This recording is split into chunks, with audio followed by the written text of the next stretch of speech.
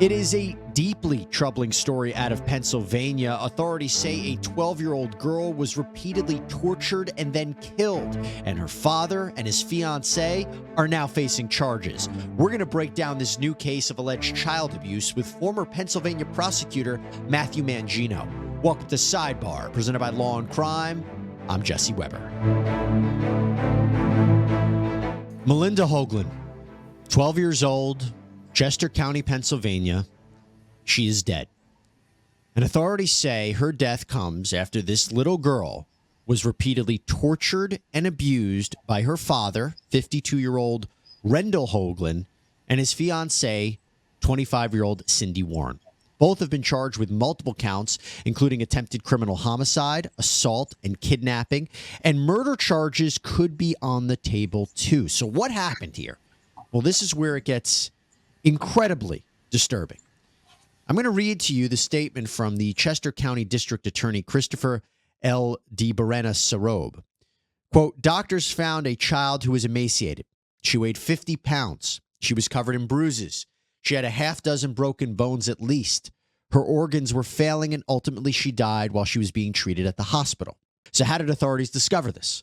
Well, it turns out Mr. Hoagland called 911 saying his daughter was knocked out after hitting a tree when she was riding her bicycle. However, her injuries clearly showed there was something more here. And so a probe was launched. And what did they find?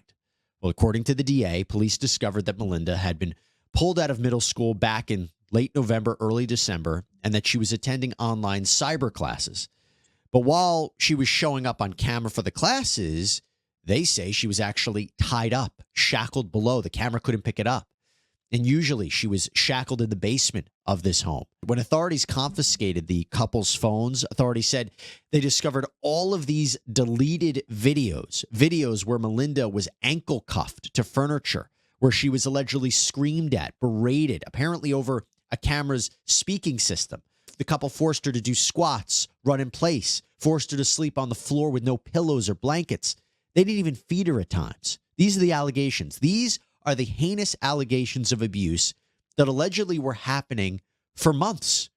And in terms of evidence, it seems to only get worse because the couple reportedly deleted their text messages, which you and I both know can be evidence of consciousness of guilt. You know you're in trouble and trying to get rid of proof. That's something prosecutors will argue.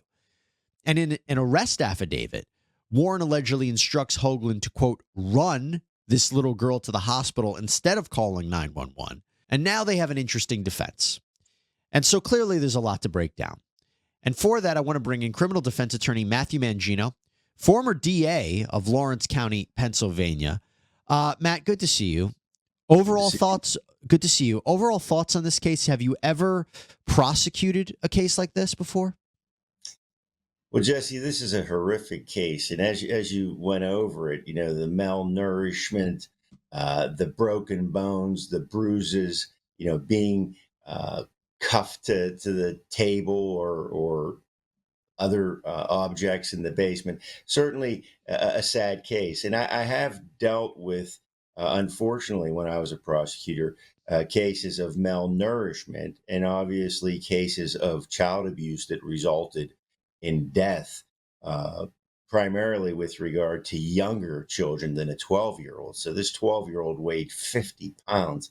It's a very sad case and a very, very sad existence for this poor young girl who had to endure this up to her death.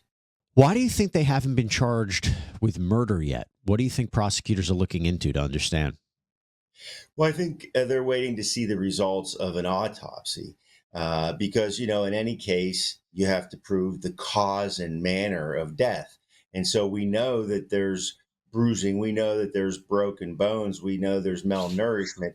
But you need a pathologist to piece those things together if you're going to try to prove that there was an intentional killing here, or at least a killing that rose to a reckless disregard for life. So, it's important that the prosecutor's office has that information in hand before they file any additional charges. Could you charge murder if someone dies during the course of child abuse, almost like a felony murder type situation? And by that, I mean, when someone commits a felony and someone dies during the commission of the felony, you can charge them with murder. You don't necessarily have to prove that they intended to kill someone, but that the killing happens as a result. Could they be charged? And you know the law in Pennsylvania better than I. Is it possible to charge them with murder as a result of child abuse? Well, that's an interesting question, Jesse. And I think what you need to be able to do is prove an ongoing series of abuses. So if you can show that these bone fractures, 6 broken bones, occurred over a period of time, that these are the kind of fractures, spiral fractures, maybe where you intentionally twisted the child's arm or leg, and you can show that consistent series of felonies, that might be something that prosecutors could do. So in Pennsylvania, that would be second-degree murder, felony murder. And what's interesting about second-degree murder in Pennsylvania is that it's life without parole, just like being convicted of first-degree murder. And let me tell you this, if they are really guilty of these allegations, that's exactly what they should get. This is a horrible, horrible story. And whenever I hear stuff like this, I'm always saying to myself, how well do you really know the people in your life? How well do you know them? It's a scary thing to think about, right? What are people up to? But let me talk to you about our incredible sponsor who may be able to help you out here. This is Truthfinder, and they are a service that can provide actual safety for you guys. I say that because Truthfinder is one of the largest public records search services in the United States. Their whole goal is to help people like you learn about the people in their lives, and here's how it works. You go on their website, truthfinder.com, and you type in a name. For instance, let's say it's your new neighbor, and let's say your new neighbor is me, Jesse Weber. Okay. You type in my name, and within minutes and a paid subscription purchase, you can access unlimited reports that could include information like phone numbers, location history, criminal and traffic records, including possible arrests and criminal convictions. I don't have any of those, but you get the idea. Now, Truthfinder has been partnering with Law&Crime for a while now. We actually use it to research some of the cases that we've been covering here on Sidebar. But generally speaking, it can just help provide peace of mind when you do these unlimited public record searches. Also, you know what's really useful? From within the report, you can search an address, like a home address, to see registered sex offenders that may live in that area too. And that's the point. Unless you use Truthfinder, you may never know the reality about the people around you. Also, Truthfinder, incredible resource and tool to use when reconnecting with people. Long lost friends, family members you haven't spoken to in a while. You can use Truthfinder to help track down these people's information for you. It's a great tool. Well, right now, here's the kicker. You can get 50% off of your first month of confidential background reports. Just go to truthfinder.com/LC Sidebar. I want to talk to you about the defense, though, because what's being reported is eerily reminiscent of other defenses that I've heard before in child abuse cases. So my understanding, the reporting indicates that this couple says that her injuries were from the bike accident and getting hurt on a water slide. We've seen that defense before. It's from the child falling. It's from the child's activities. They also say that she was emaciated because she was losing weight for a while and they were planning on getting her medical help. Thoughts on that defense, and if you've ever seen it work? Well, I mean, that's going to be an interesting defense because in this case, there are other issues that are going to come up that are going to refute that defense, and that is a series of emails and videotapes. Okay, so let's say, for instance, a child is not thriving; they're losing weight, and maybe they're injured in some other way, on a bicycle or on a slide.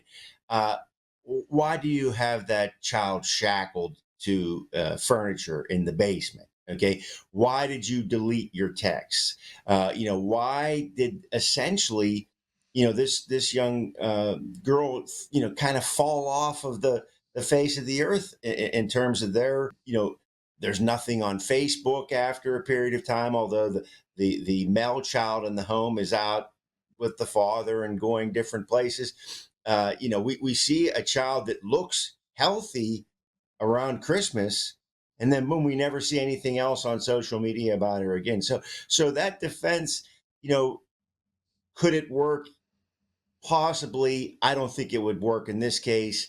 Plus the other thing here, is strange as it sounds, you have a history here, with Cindy Warren, she spent a 3 to 7 year prison term for the death or harm of another child, in which the father of that child is doing 25 years to 50 years or something like that. So a really eerie kind of situation where you have a woman in the household who's once again facing similar charges to what she faced in the past. Yeah. Do you think it's possible that one would turn on the other?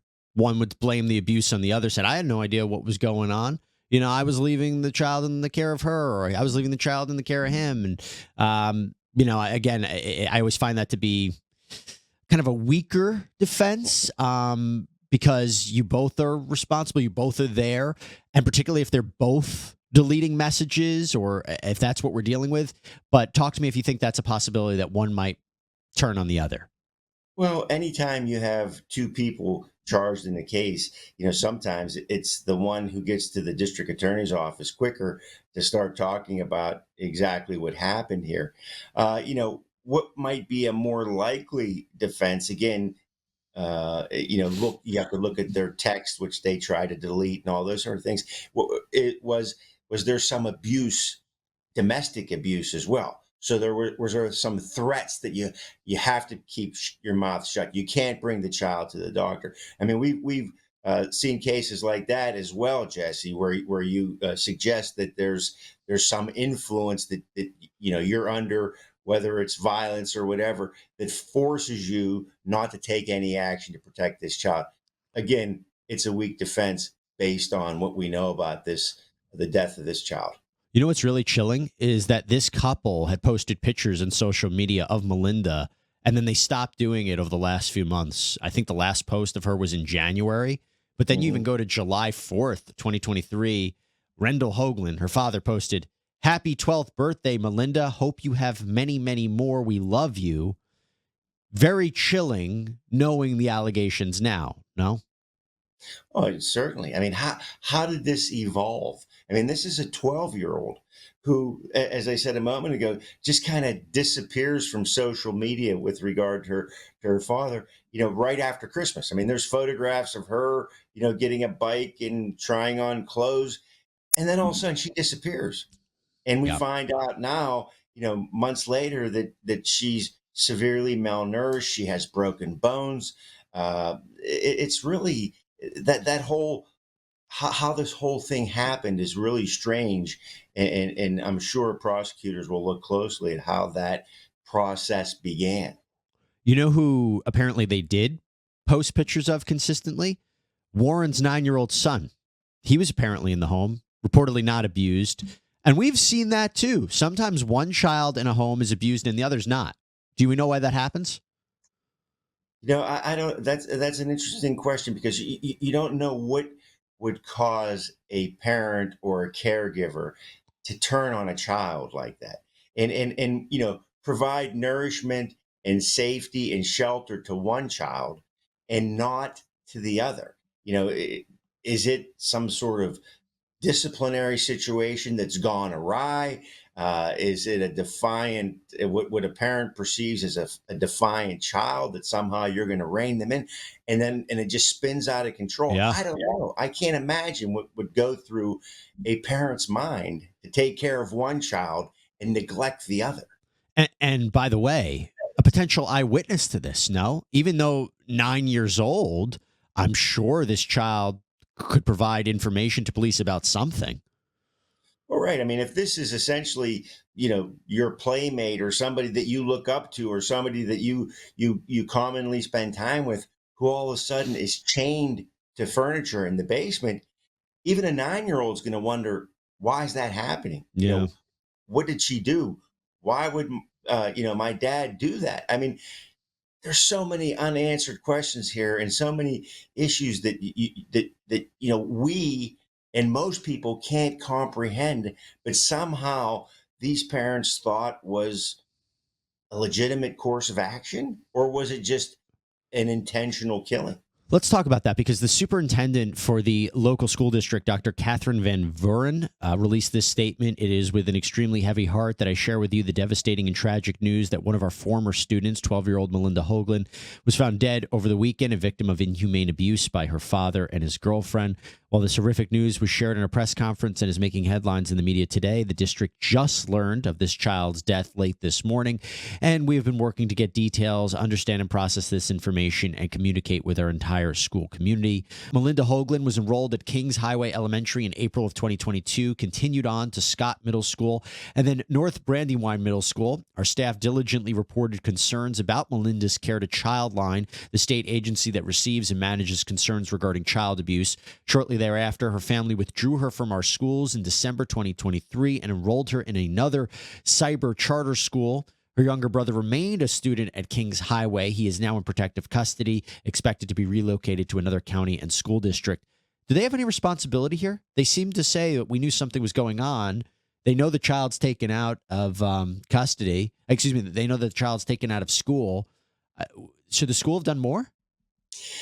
Well, if the school did what we heard there, did a child line report. So in Pennsylvania, what that means is teachers are mandated reporters. So if they suspect that something's going on, that a child's being abused or neglected, they have a responsibility to report that to the child line through the child line process. That case is then referred to the local children and youth services, who must do an investigation at that child line report. And then there's a finding of whether it's founded abuse or unfounded abuse. So it's going to be interesting to see where that leads, because ultimately the teacher or the school did what they're supposed to do, at least initially, as a mandated reporter. Did Children's Services in Chester County follow through with that investigation? They could have come in and taken the child out of the home if there was some alleged abuse or neglect. So that's really a whole nother issue that's going to have to be examined by authorities in Chester County. And like you talked about, I mean, there's a criminal history here. Back in 2009, Warren pleaded guilty, connection to her husband beating their 3-year-old son. She ended up serving 7 years in prison. I imagine if she's convicted, that would hurt her at sentencing. Her ex-husband, by the way, serving 25 to 50 years in prison for his role in that, also killing his 2-year-old daughter. It's just, I don't know what's going on, but it's really, really sad to see. It's heartbreaking to see. And let me just leave everybody with this. If you have concerns about the safety of a child, even of a child that you don't really know that well, you should do something. You should say something. You can call 911, and you could also call Childline, which we mentioned before, at 800-932-0313. Matt Mangino, thank you so much for coming on. Thank you, Jesse. All right, everybody, that is all we have for you right now here on Sidebar. Thank you so much for joining us. As always, please subscribe on Apple Podcasts, Spotify, YouTube, wherever you get your podcasts. I'm Jesse Weber. We'll speak to you next time.